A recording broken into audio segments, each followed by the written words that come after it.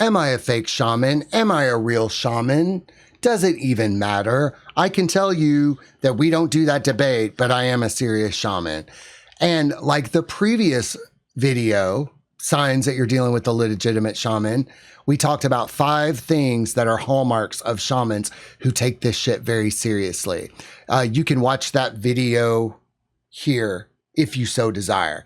And if you don't desire, just let me tell you what we talked about in that video. It was basically know your shit, own your shit, be safe, don't feed people drugs, and don't be a drug addict yourself. If you're a serious shaman, you will be sober. And I can't impress on that enough. Don't feed people drugs to simulate a spiritual experience. Just give people that spiritual experience. So we got to number 5 in the last video, and we're going to start up on number 6 right after these opening credits.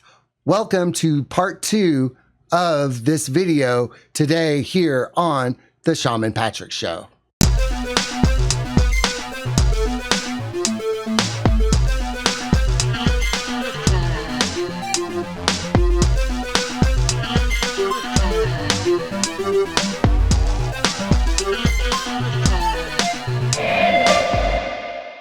Now, if you're one of those people that's worried about getting scammed by a shaman or a fake shaman or a plastic shaman, we know that you will be matched to the shaman that you can handle.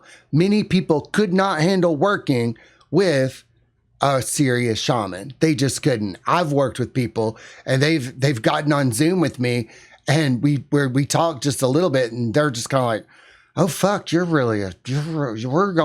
doing this, aren't we? You're going to fucking do this. I'm like, well, yeah, well, what'd you think you were getting? You mean we're not going to do this and this and this? We're going to get right down to it. Well, yeah.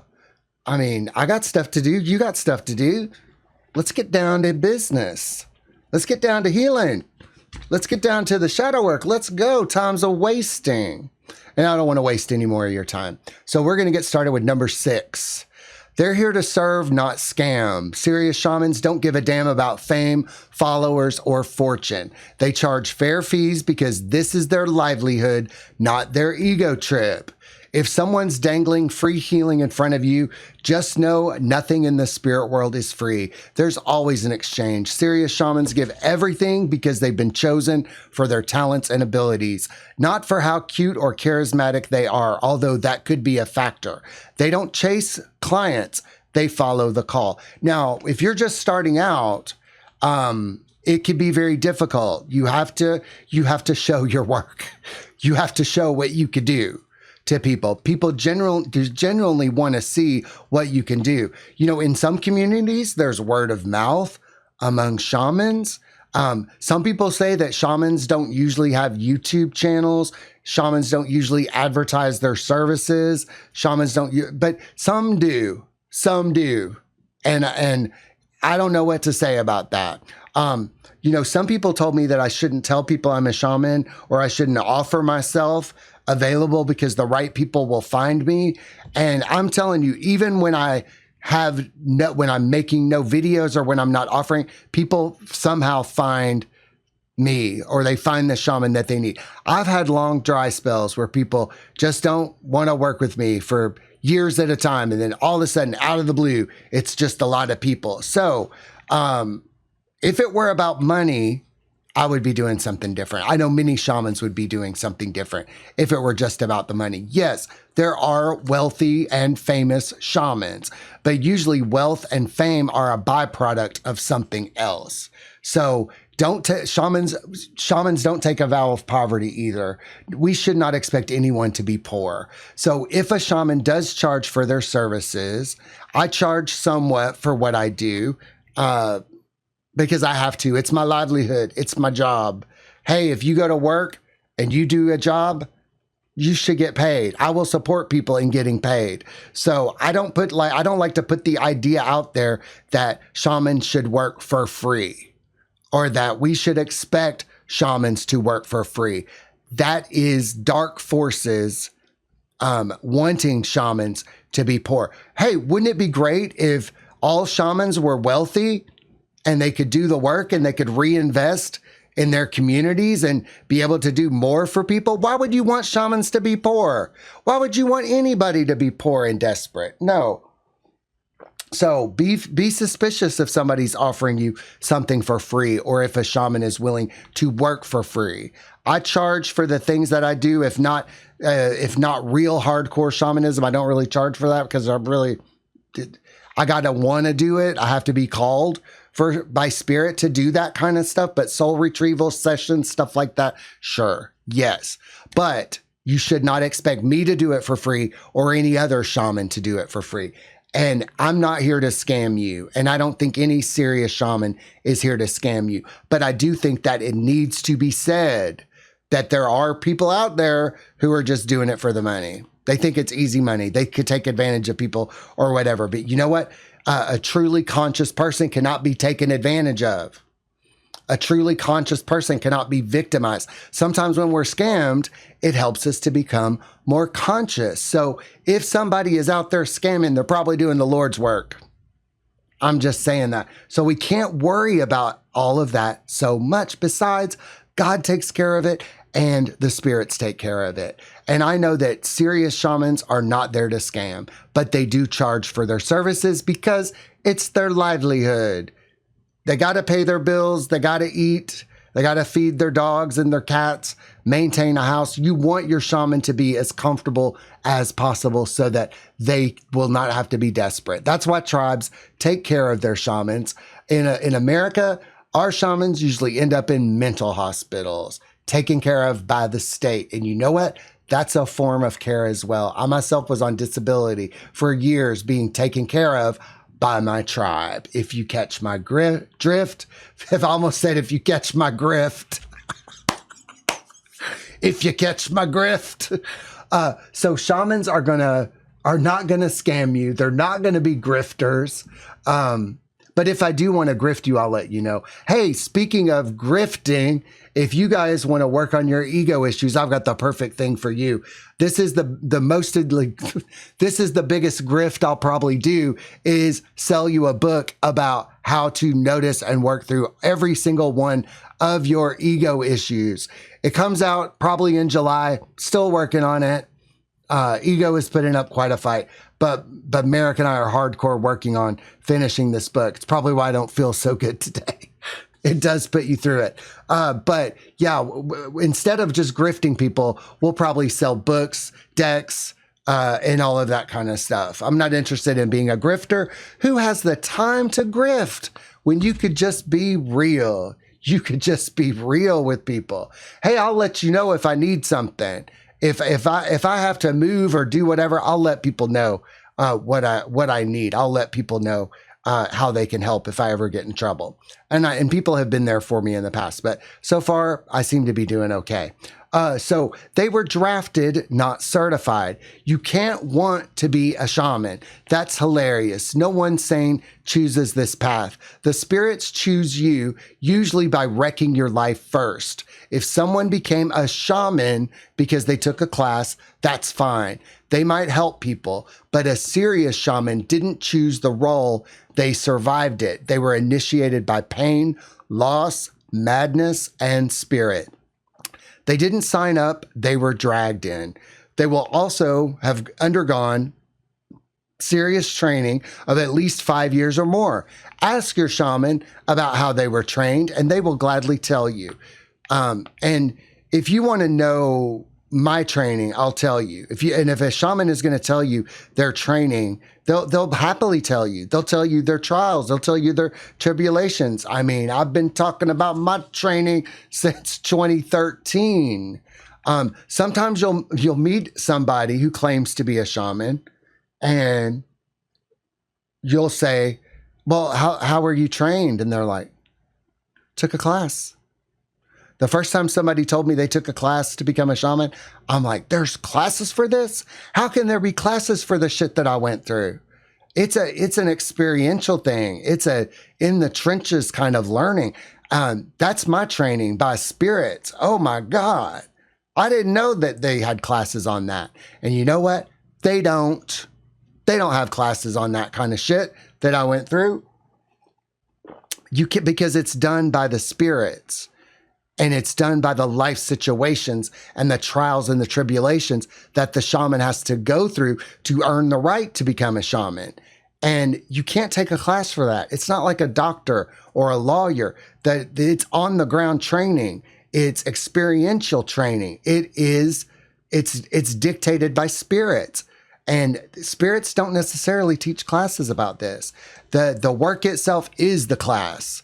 So you're drafted into it like you're a soldier, or you've signed up for selective spiritual service. You can have a certification and also be a shaman, but why the certificates and pieces of paper and that kind of stuff? It's because shamans exist outside of the culture. They exist outside of the system. So if there's a system to validate shamans, it's probably not going to be valid unless you can be accepted into a lodge or a lineage, but you usually have to be born into it. Wild American shamans may not have that benefit. The work matters, not the piece of paper. Not the piece of paper. So a shaman will have success stories. Their abilities can be verified by other people. They will have proven themselves to be a shaman. So you don't really need a piece of paper or a class or a certification. Some people want those certifications, yo. Some people have told me that I don't have a piece of paper or a degree or a certification. How could I know all this stuff? I know things I shouldn't know. I mean, I'm a college dropout. I went to college and I'm like, oh shit, this is whack. This ain't for me. This is going to brainwash me if I stay here 1 minute more. There's another thing about real shamans or serious shamans. They're introverted, private, and not about the hype. They're not starting a cult. They don't want your worship. They're probably alone a lot, and they like it that way. They'll have strict boundaries, low tolerance for bullshit, and absolutely zero time for small talk. If you're not serious about the work, they won't stick around. You don't find them. They appear when you're ready. And, there's been people who found me through YouTube, and there's been people who have found me on the street. There's been people who find me and say, oh, I was looking for a shaman. Some people even ask me, are you a shaman? So we don't have to worry that much about being matched with our shamans. For many people, I might have come across your feed on YouTube and you're like, oh, hello, I was waiting to see when you would arrive. Many people have told me that. Other people have come into my life and I'm like, yeah, I was looking for you. I was looking for this mentor. I was looking for this shaman. I was looking for this person. Thank you. So you don't have to look for a shaman. You don't have to worry if a shaman is plastic, real, or fake. If a shaman comes into your life, they're probably there for a very good reason. Even if that plastic shaman is there for your money, you're still going to learn a really, really, really good lesson. Another reason I'm making this video is I don't want you to be afraid of practicing shamanism. I don't want you to be afraid of getting involved in a scary situation. As long as you stay away from sweat lodges, fire circles, psychedelics, you probably won't even interact with any non-serious shaman.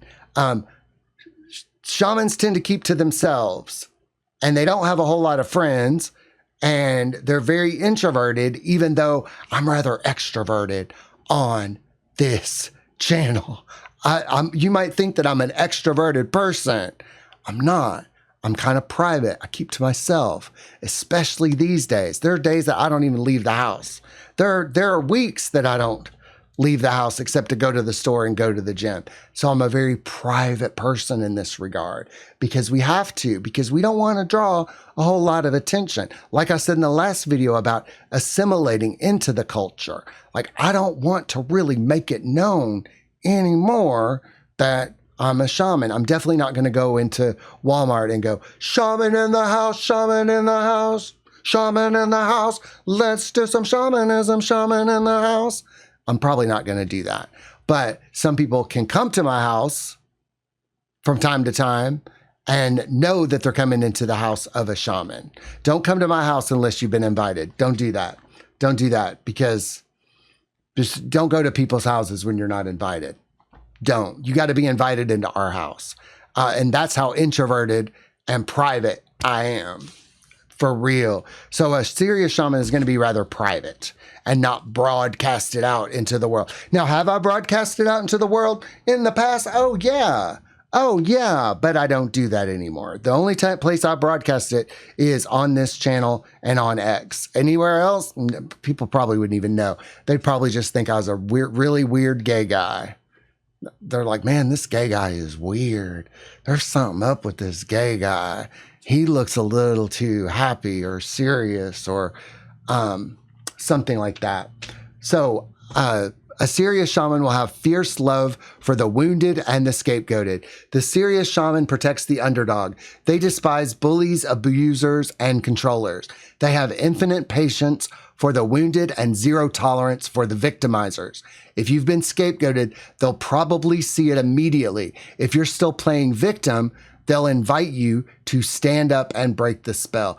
Yeah, whenever anybody gets falsely accused, I know when people are being falsely accused, because I know how that looks.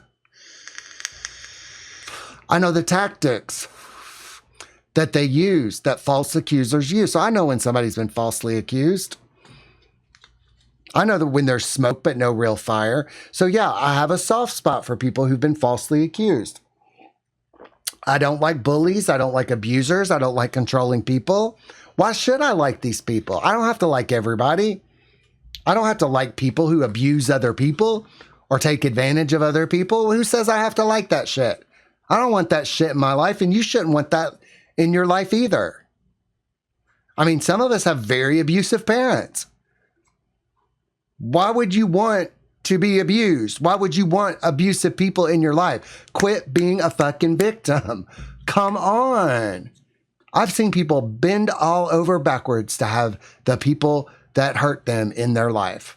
They will stay with wives and husbands that treat them like shit. They will go visit their parents who never stop criticizing them and confuse them by saying that they love them while also doing things to hurt them. Who got time for that? Who's got time for that? Nobody does. I don't have patience for people who hurt other people. I don't. I really don't even have patience for people who hurt themselves, but I do because I know they're wounded. But if you're an abuser, if you're a victimizer, if you take advantage of people, I don't tolerate that shit. I got no time for it. Hey, I'm not Captain Save-A-Ho. I'm not going to go out there and try to save people from abusers or people who take advantage of other people. No, that's not my role. My role is to help people heal from those types of people. But in reality, I stay pretty busy from people who abuse other people. So they're doing their part. Oh man, that's a thorny situation because abusive people help wake you up faster. I know that, spirits. I know that. But the victimized person has to figure that out for themselves.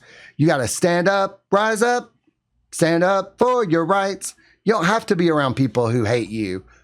What a concept. What a fucking concept. But having been a scapegoated child, I know what it's like for people who have been scapegoated. I know that, they take on a lot of things that are not their fault. I know that scapegoated kids or scapegoated people in general, part of the disempowering is complete financial ruin. So I have a soft spot for people who truly can't afford to work with me or truly can't pay the fees associated with working with me. Because if you're a scapegoated child, you will be financially ruined. That's in the card. So no, it's not your fault. But eventually it does become your responsibility. You got to stand up for yourself and care more about how you feel than anything else. You do. I'm sorry. You're going to have to stand up for yourself and set boundaries. And abusive people can have no power over you as long as you don't want what they say they're going to give you. Oh, I've seen abusive parents hold money over their kids' heads And if their kids don't go along with shit, the parents take the money away or threaten to take the money away or threaten to financially ruin them. It's sick. It's sick. Why would you want to be a part of some shit like that? Get the fuck out. Get the fuck out. I did. All right. So number 10, a serious shaman will be obsessed with music, art, and creative expression. Creativity is how spirit speaks. Period. A serious shaman will adore music, art, movies, dance, and wild creative energy. They'll vibe just as hard with country music as they do with screamo. They're spirit DJs. They won't judge your playlist, but they'll side-eye anything lazy or uninspired. They see beauty in all cultures and creativity in all things. Yeah, a serious shaman probably ain't gonna be a hater. They're probably going to love lots of different things and have lots of different interests and love all types of music. They're probably not going to be a hater. They're probably not going to hate AI or hate the government or hate this or hate Trump. That's so basic. You know, I recently figured this out. People don't hate Trump. It's the spirits that hate Trump. It's the spirits that get obsessed with Trump. Who hates Trump? Oh my God, what a dumb thing to do. I hate the president. Blah, blah, blah. What a dumb fucking thing to do. Shut the fuck up. We're sick of fucking hearing it, for God's sakes. That's another thing. If there's anything that shamans are haters about, it's haters of haters. We hate haters. We're haters of haters. Serious shamans are genuinely interested in all different types of things. I love who the president is right now. I love who the last president was. Do you know why I love both of those presidents? Because I know that they're just playing their role. And I'm not a hater. Being a hater is so played. It's just played out. What do I if I hate anything, it's communism and Marxism, because those things have to lie to work. And I'm against lying. So if there's anything I'm a hater of, it's a hater of lying, taking advantage of people, victimizing people, and all of that. But other than that, I'm not a hater. But see, we should hate those things. Those are things that we should hate. And I love making music. I love art. So a serious shaman will be more of a lover than they are a hater. I love Taylor Swift. I love Death Grips. I love Poppy. I'm not a big fan of Jennifer Lopez. But then again, not many people are. So here we go. They're human, very human. They've got scars, maybe a rap sheet.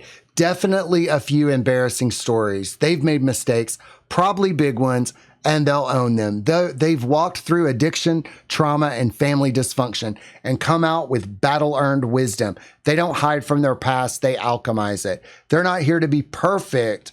They're here to be real. Now, a shaman in today's culture, well, anybody in today's culture has a shady past.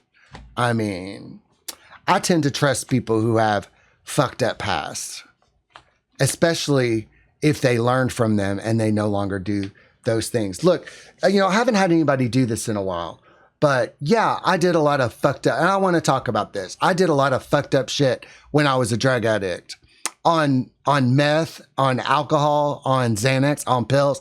It's because I didn't know what the fuck I was doing. I didn't know. And plus, there were people in my life who let me get away with doing shit. And I didn't really have anybody in my life to hold me accountable. I couldn't hold myself accountable. There were things that I did that I didn't know were wrong. I didn't know. And once I did know that they were wrong, I stopped them immediately. And so if we want to hold people accountable for the things that they did when they were sick, we can look in somebody's past and say, yeah, they've done a lot of fucked up shit, but are they different now? Did they grow now?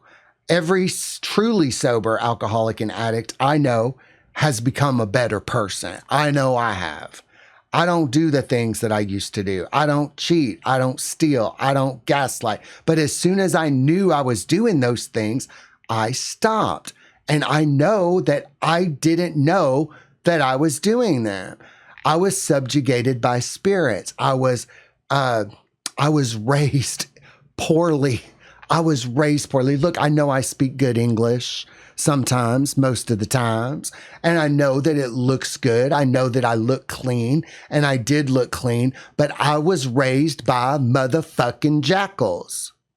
They were terrible people, but they knew how to pretend to be good people. And they raised me to be a terrible person who appeared and looked good. So I get it totally.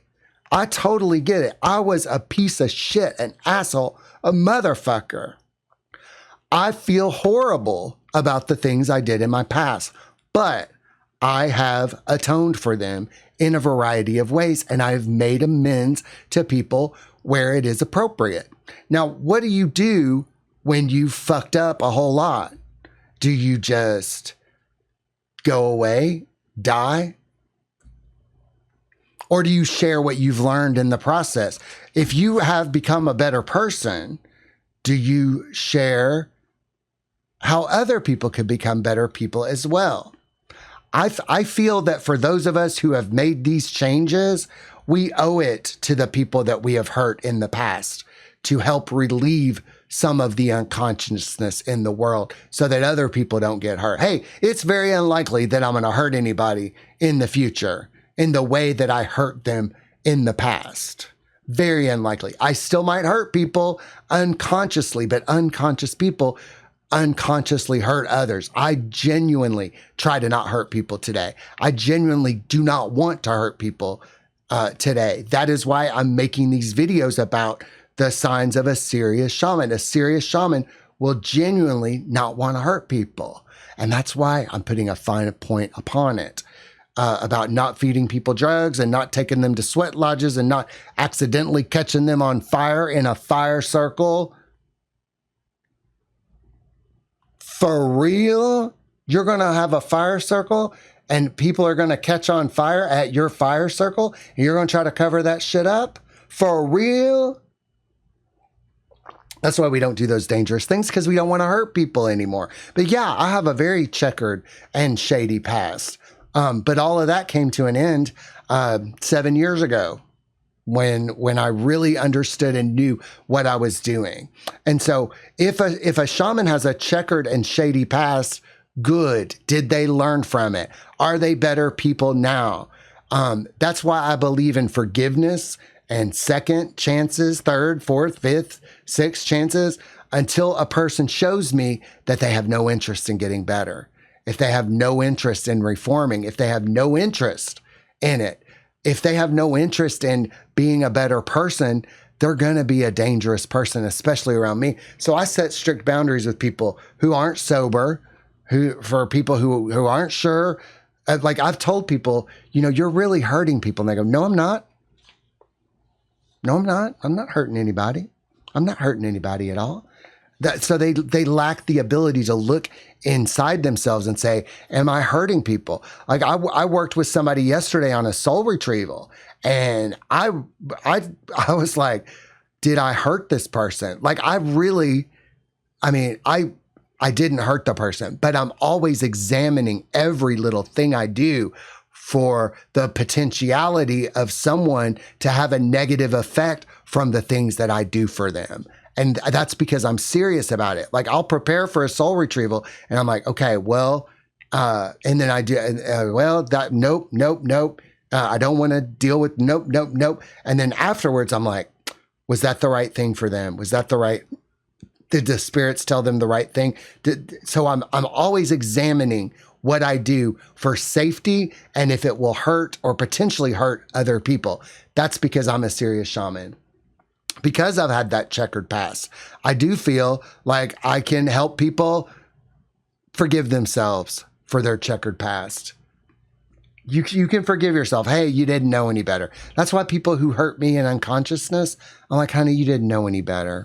It's okay. It's not that serious. You didn't hurt me. You don't have that kind of power.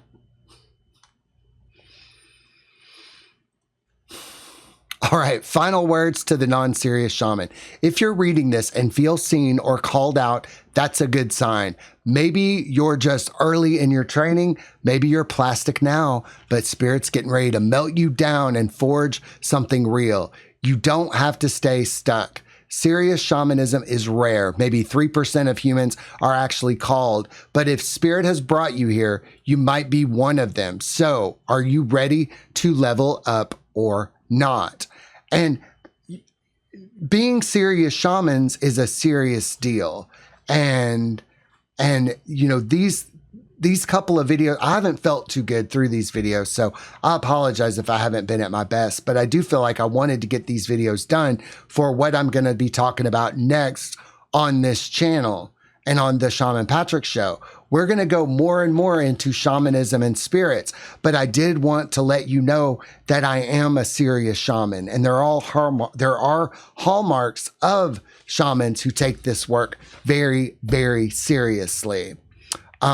So thank you for letting me share all of these things with you. Of course, you're free to disagree. Shamans are as different as the day is long. There are some things I probably didn't talk about. There are some things that you might want to add, but it's all about the work and being of service and being serious about service.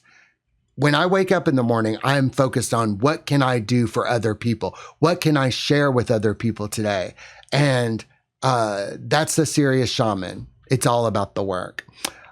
Thank you for watching this video and exploring these concepts with me.